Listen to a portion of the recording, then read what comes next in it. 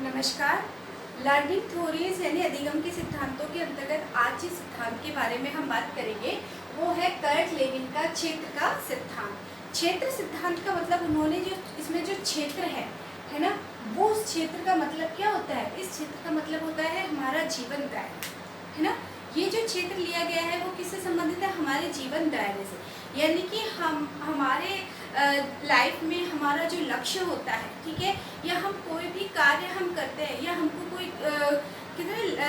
हमें उद्देश्य की प्राप्ति करनी होती है, ठीक है, तो हमारे लक्ष्य तक पहुंचने के लिए, हमारे उद्देश्य तक पहुंचने के लिए जो भी मुश्किलें आती हैं, ठीक है, जो भी बाधाएं आती हैं, वो बाधाएं, है ना, वो हमको जो है हमारे लक्ष्य तक पहुंचने से रोकती है।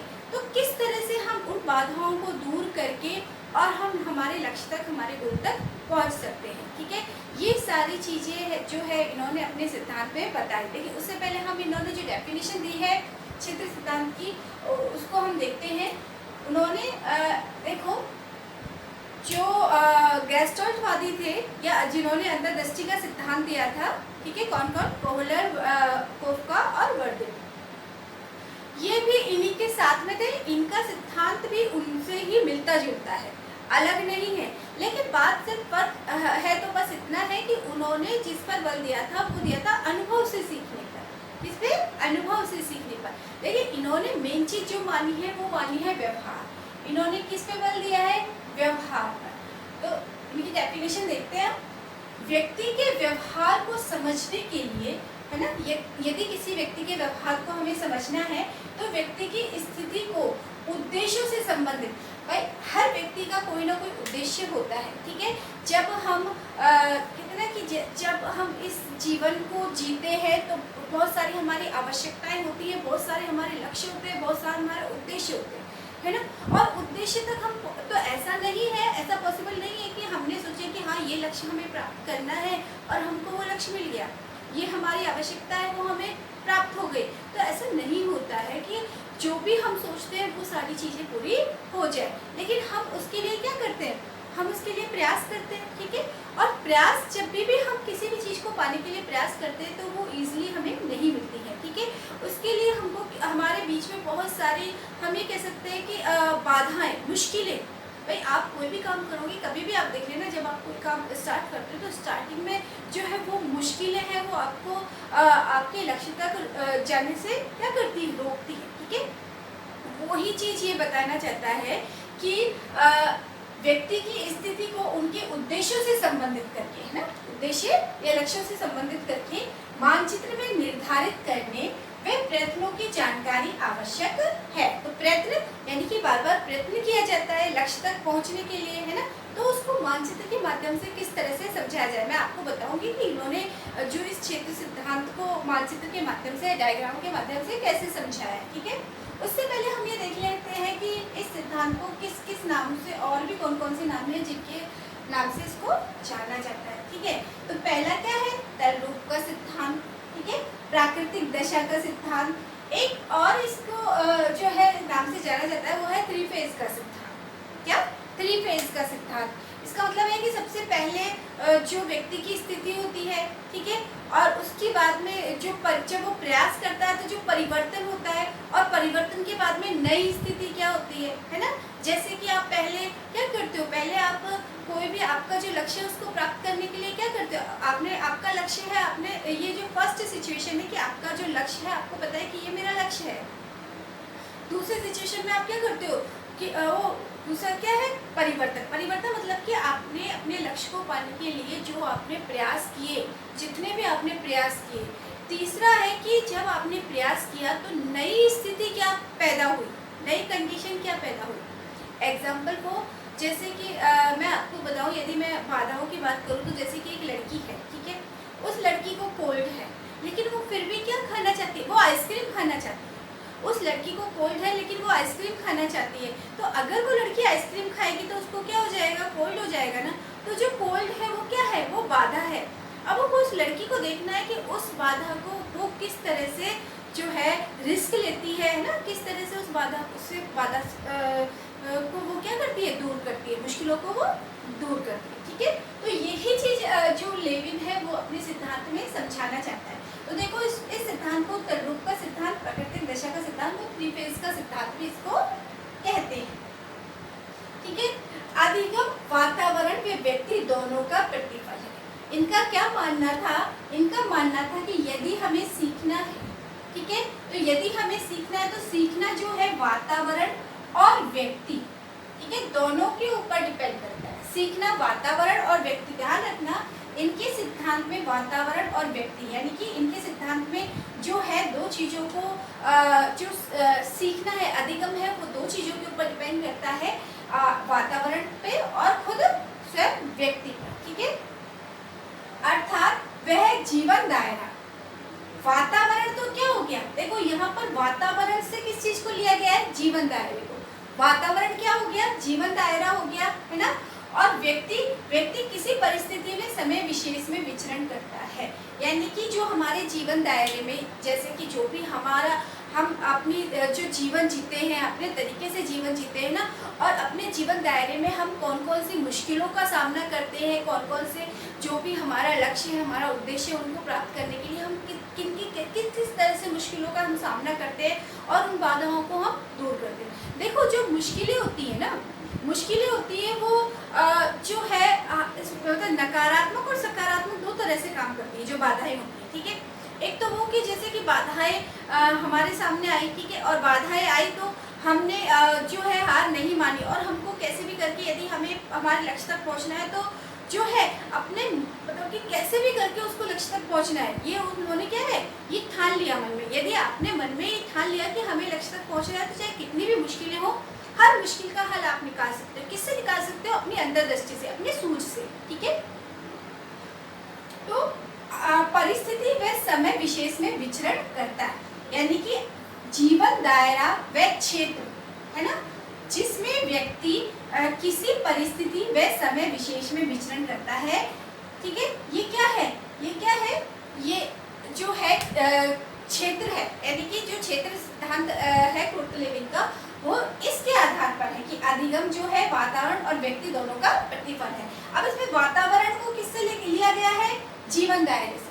ठीक है, जीवन दायरे से, है ना, और व्यक्ति, है ना, किसी परिस्थिति या समय विशेष में विचरण करता है। अनुभव के स्थान पर व्यवहार पर बल दिया गया। जैसे मैंने अभी जस्ट आपको बताया था कि जो गेस्टोल्ट वादी थे, उन्होंने अपने सिद्धांत में अंतर्दृष्टि का जो उन्होंने सिद्धांत दिया, सूच का सिद्धांत उन्होंने दिया, उनमें मेन चीज किसको माना है? अनुभव को माना। सीखने के लिए अनुभव जरूरी माना है ना। लेकिन जो कुर्टलेविन ने माना है, कुर्टलेविन ने वो क्या माना है? व्यवहार पर बल दिया। उन्होंने किस पे बल दिया है? व्यवहार पर। ठीक है, नेक्स्ट हम देखते हैं सिद्धांत में भर्त्सना, लक्ष्य और अवरोधक प्रमुख तत्व है। इस सिद्धांत के प्रमुख तत्व क्या है? भर्त्सना, लक्ष्य और अवरोधक। ठीक है, यानी कि आप जो है स्टार्टिंग में आपको बहुत चीज़ें जो है वो आपको रोकेंगी, है ना, आपको लगेगा कि आपको ये करना चाहिए, आपको ये नहीं करना चाहिए, है ना, आप इसको प्राप्त कर सकते हो, आप नहीं कर सकते हो आपके लक्ष्य को प्राप्त। उसके बाद में आप पूरी कोशिश करोगे, जब आप कोशिश करोगे तो बहुत सारे अवरोधक आपके सामने आएंगे, है ना।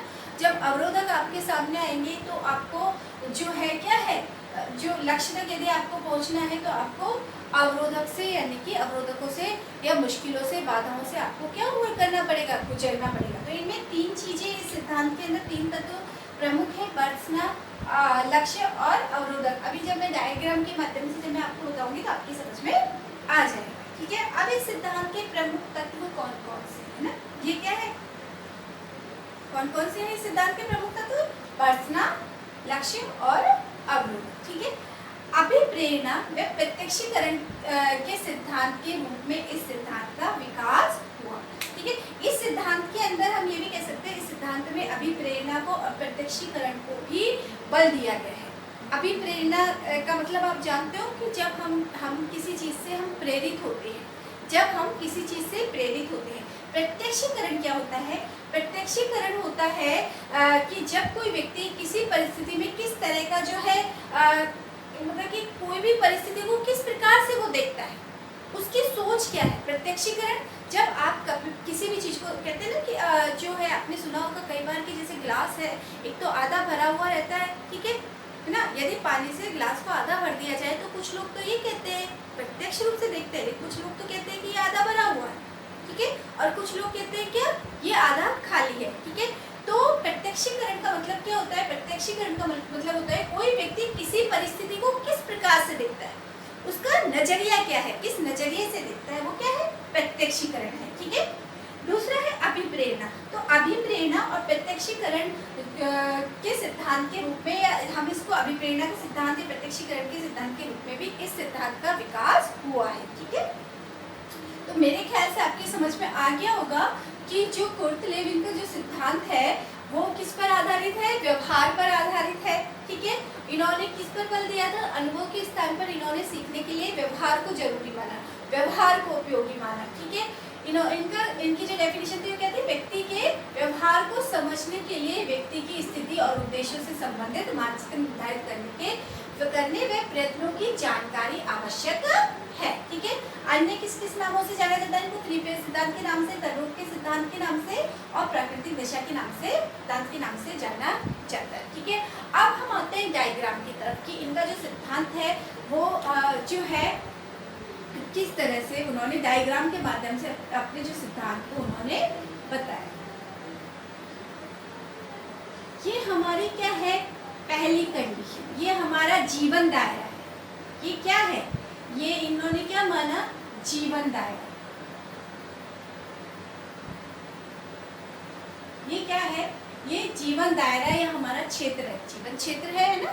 ये क्या है? जीवन दायरा, ठीक है। अब जब हम अपनी लाइफ जीते हैं, ठीक है, तो लाइफ जीतते हैं तो बहुत सारी मुश्किलें हमारे सामने आ जाती है, बहुत सारी बाधाएं हमारे सामने आ जाती है। तो ये जो है, आप जो ये यू देख रहे हो, यू शेप, ठीक है, आप जो ये यू शेप देख रहे हो, ठीक है, ये क्या है? ये इसमें क्या मानी गई है? बाधाएं मानी गई, जिसको इंग्लिश में हम क्या बोलते हैं? पैनल, है ना। ये जीवन दायरा है, ये बाधाएं हैं जो कि हमको जीवन में आगे बढ़ने के लिए हमको क्या करती हैं? रोकती हैं, हमको रोकती है। ये पहली स्थिति है, ये क्या है? पहली सिचुएशन है। व्यक्ति, ये व्यक्ति का क्या है? जीवन दायरा है, यानी कि पर्सन, यानी हम लोग अपनी ज़िंदगी में, हमारी लाइफ में बहुत सारी जो है ऐसी चीज़ों को फेस करते हैं जो कि हमको आगे बढ़ने से रोकते हैं, ठीक है। जो हमारा लक्ष्य होता है उसको प्राप्त करने से हमको रोकते हैं। तो ये क्या है? ये मुश्किलें हैं। अब जो यहाँ पर क्या होता है? पहली स्थिति में जो व्यक्ति पूरी तरह से फंस जाता है, यानी कि जो बाधा है उसके जीवन को क्या कर लेती है? घेर लेती है। उसकी समझ में नहीं आता है कि वो किस तरह से जो है इन बाधाओं को फेस करे, है ना, और इन बाधाओं को फेस करते हुए वो अपने लक्ष्य तक पहुंच सके, ठीक है। लेकिन जो है अगर आप जो व्यक्ति वास्तव में जिसने व्यक्ति ने ठान लिया कि हाँ मुझे इन बाधाओं से दूर करना है, तो वो क्या करेगा? वो अंतर्दृष्टि से या सूझ से, है ना, अंतर्दृष्टि या सूझ से स्वयं जो है इन बाधाओं को दूर करने का हल ढूंढ लेगा। तो देखो वो हल क्या ढूंढता है? वो हल ये ढूंढता है, ये क्या है? ये बाधाएं हैं, ठीक है। ये क्या है?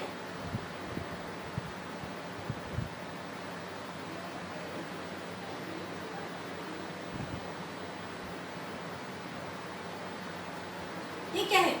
ये यहाँ पर क्या है? हमारा गोल है, लक्ष्य है, ये व्यक्ति है ना, ये बाधाएं है ना, ये क्या है? बाधाएं। ये हमारा गोल है, यानी कि लक्ष्य। लेकिन लक्ष्य तक हमें जो है हम नहीं पहुंच पा रहे हैं, यहाँ तक हम नहीं पहुंच पा रहे हैं क्योंकि बाधाएं हमारे सामने है, ठीक है। दूसरा यहाँ पर क्या है? गोल। यहाँ पे भी क्या है? गोल, यानी कि लक्ष्य।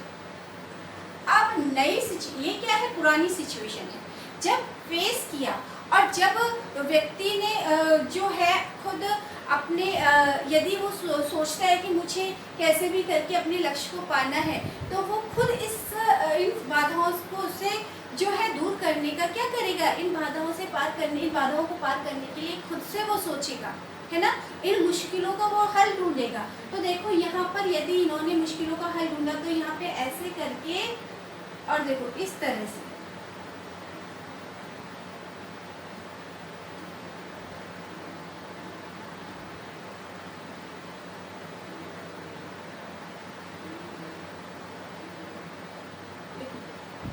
तरह से, यानी कि उसने रास्ता बना लिया ना, मुश्किलों से भरा है रास्ता, लेकिन उसने क्या किया, उसने अपना दिमाग लगाया और रास्ता बना लिया। कहाँ तक पहुँचने के लिए, अपने लक्ष्य तक पहुँचने के लिए। ठीक है, तो ये तो क्या है, पहली स्टेज, यानी कि पहला चरण या पहली स्थिति। ठीक है, हमारा जो जीवन दायरा है, और जिस जीवन दायरे में बहुत सारी मुश्किलें आती हैं जो कि हमें हमारे लक्ष्य तक नहीं पहुंचने देती। ठीक है, तो यहाँ पर क्या है कि यहाँ पर यदि हम इन बाधाओं से नहीं घबराएंगे, और यदि हम हमारी जो लक्ष्य तक पहुँचने की जो हमारी कहते हैं ना कि जो हाँ कि हमको जो है लक्ष्य तक पहुँचना है, ये चीज़ यदि हमने पक्का ठान रखी है, सोच रखी है, तो हम जो है हम इस समस्या का हल हम खुद ढूंढेंगे। और यहाँ पर नई स्थिति जो है आ गई है, नई स्थिति ये हो गई है कि जो मुश्किलें हैं वो ऐसे कैसे हैं, बाधाएं हैं जो ऐसे कैसे हैं, लेकिन इन बाधाओं से जो है इन बाधाओं से दूर होते हुए जो हमें किस तरह से हमारे लक्ष्य तक, गोल तक पहुँचना है, ये इस नए मानचित्र के माध्यम से या नई परिस्थिति में ये जो है बताया गया है। ठीक है, तो मेरे ख्याल से आपके समझ में आ गया होगा। कर्ट लेविन का जो मानना था वो यही था कि किस तरह से हम जो है हमारी सिचुएशन होती है, जिस सिचुएशन से हम गुजर रहे होते हैं, ठीक है, और जो भी हमारा लक्ष्य होता है, हम किस तरह से हम उसको जो लक्ष्य तक जाने के लिए जो भी मुश्किलें आती हैं उनको किस तरह से हम फेस करते हैं, और उन मुश्किलों को फेस करते हुए हम किस तरह से हमारे लक्ष्य तक पहुँचते हैं।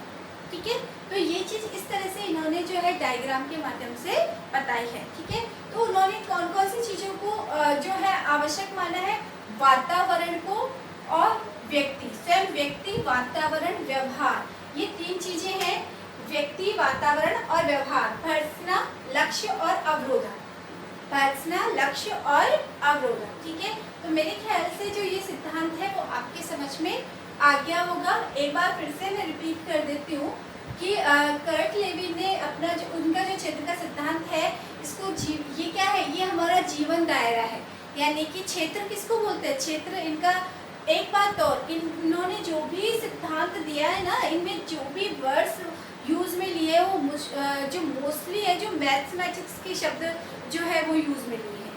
किसके शब्द यूज़ में लिए हैं, मैथमेटिक्स के शब्द यूज़ में लिए हैं, इसको समझाने। ठीक है, इनकी डेफिनेशन, व्यक्ति के व्यवहार को समझने के लिए व्यक्ति की स्थिति को उद्देश्यों से संबंधित मानचित्र के निर्धारित करने व प्रयत्नों की जानकारी आवश्यक है। क्योंकि मैंने अभी आपको बता दिया कि प्रयत्न, जब तक हम प्रयत्न नहीं करेंगे, ठीक है, हम हमारे लक्ष्य तक नहीं पहुंचेंगे। और हमारे जीवन में बहुत सारी बाधाएं आती हैं, बहुत सारी मुश्किलें आती हैं, जिनको कि हमको क्या करना होता है, हमें उनको दूर करना होता है। किससे, हमारी खुद की सूझ से, हमारे खुद की अंतर्दृष्टि से। इस सिद्धांत को थ्री फेज का सिद्धांत, तल्लुक का सिद्धांत और प्राकृतिक दशा का सिद्धांत भी कहते हैं। अधिगम वातावरण और व्यक्ति दोनों का प्रतिफल है। इनका क्या मानना था कि सीखना जो है वातावरण, व्यक्ति दोनों का प्रतिफल है, क्योंकि व्यक्ति भी ऐसा होना चाहिए जिसको कि जो है, देखो लक्ष्य की मैं बात करती हूँ, लक्ष्य मैंने आपको नहीं बताया, जो ये लक्ष्य होता है ना, जो ये लक्ष्य होता है ना, तो देखो जब हम जो है कि कोई भी लक्ष्य को यदि हमें प्राप्त करना होता है, तो बहुत सारी जो है सकारात्मक और नकारात्मक, है ना, बहुत सारी सकारात्मक और नकारात्मक शक्तियाँ होती हैं। हमारे लक्ष्य तक पहुँचने के लिए सकारात्मक और नकारात्मक शक्तियाँ होती हैं। नकारात्मक शक्तियाँ तो क्या होती हैं, बाधाएं, है ना, जो वो नकारात्मक शक्तियाँ, जैसे कि मैं आपको एक एग्जाम्पल दे देती हूँ कि एग्जाम्पल ये कि जैसे आप किसी कंपटीशन में अपने जो है पार्टिसिपेट किया, ठीक है, या आप कोई कंपटीशन देते हो, ठीक है, आपने कंपटीशन दिया और कंपटीशन दिया तो फर्स्ट टाइम जो है आप वो कंपटीशन नहीं फाइट कर पाए, ठीक है, तो वो क्या है, वो मुश्किल है, और वो चीज़ आपको प्रेरित करेगी आगे बढ़ने के लिए। ये क्या है, ये नकारात्मक है ना, ये नकारात्मक शक्ति है। क्या, जो कई बार कहते हैं ना कि जो गलतियाँ होती है ना, वो गलतियों से ही हम जो सीखते हैं कि हमें किस तरह से जो है उन गलतियों को दूर करते हुए हमें किस तरह से हम आगे बढ़ सकते हैं, अच्छाइयों की ओर बढ़ सकते हैं। यानी कि कमियां जो होती है ना, कमियां यदि हमें पता होंगी तो कमियां ही हमको जो है उन कमियों को दूर करने का रास्ता बताती हैं। ठीक है, तो लक्ष्य लक्ष्य में दो चीज़ें होती हैं जो लक्ष्य तक पहुंचने के लिए हम ये कह सकते हैं, दो शक्तियाँ होती हैं जो कि हमको लक्ष्य तक पहुंचाती है, नकारात्मक शक्ति और सकारात्मक शक्ति। ठीक है, नकारात्मक शक्ति आपको कैसे लक्ष्य तक पहुंचाती है? नकारात्मक शक्ति, यदि आप किसी एक चीज़ में आप जो है फेल हो जाते हो, या आप जो आप लक्ष्य जो आपको प्राप्त करना होता है आप एक बार में नहीं प्राप्त कर पाते हो, तो वो चीज़ क्या है, एक बार आप सक्सेस नहीं होते हो, असफल हो जाते हो, तो वो जो है आपका असफल होना आपको प्रेरित करता है आगे बढ़ने के लिए, है ना, कि नहीं इस बार अभी असफल हुए लेकिन हम हो सकता है कि हम आगे असफल हो जाए, तो प्रयास जारी रहता है ना।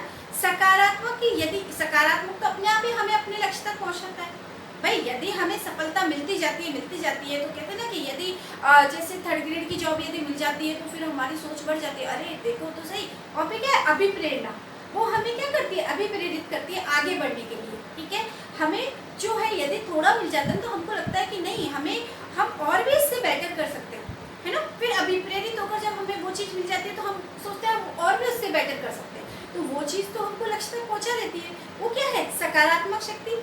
नकारात्मक शक्ति कि जो जहाँ पर कहते हैं ना कि जहाँ असफलता जो होती है वो हमें सफलता तक पहुँचाती है। असफलता, जब हम कहीं किसी भी चीज़ में जब असफल होते हैं तो हमको ये हम देख लेते हैं कि हम में कमी क्या है। असफल होते हैं तो हमको पता चल जाता है कि क्यों हम असफल हुए, क्या कमी है, तो उन कमियों को दूर करते हुए हम फिर से आगे बढ़ते हैं और सफलता की ओर या हमारे लक्ष्य की ओर हम जो है प्रेरित होते हैं। ठीक है, तो ध्यान रखना, जो लक्ष्य जो होता है, इनका मानना था, है ना, कर्ट लेविन का मानना था कि जो लक्ष्य होता है वो दो शक्तियों से प्रेरित होता है, सकारात्मक और नकारात्मक शक्ति। ठीक है, तो मेरे ख्याल से आपके समझ में आ गया होगा कि सकारात्मक शक्ति क्या होती है और नकारात्मक शक्ति क्या होती है। ठीक है, प्रत्यक्षीकरण की बात करूँ तो प्रत्यक्षीकरण क्या होता है? प्रत्यक्षीकरण होता है कि जो हमारी, जब हम किसी चीज़ को देखते हैं, हम किसी भी चीज़ को देखते हैं तो उस चीज़ के बारे में हम क्या सोचते हैं, क्या विचार रखते हैं, हमारे अकॉर्डिंग उस चीज़ को देख करके हमारी क्या प्रतिक्रिया होती है, वो क्या होता है हमारा प्रत्यक्षीकरण। क्या होता है प्रत्यक्षीकरण? कोई व्यक्ति किसी परिस्थिति को किस प्रकार से देखता है, ठीक है, कोई व्यक्ति किसी परिस्थिति को किस प्रकार से देखता है, वो क्या कहलाता है? प्रत्यक्षीकरण। तो मेरे ख्याल से आपके समझ में आ गया होगा। ठीक है, तो आज के लिए इतना ही काफ़ी है। Have a nice day, take care.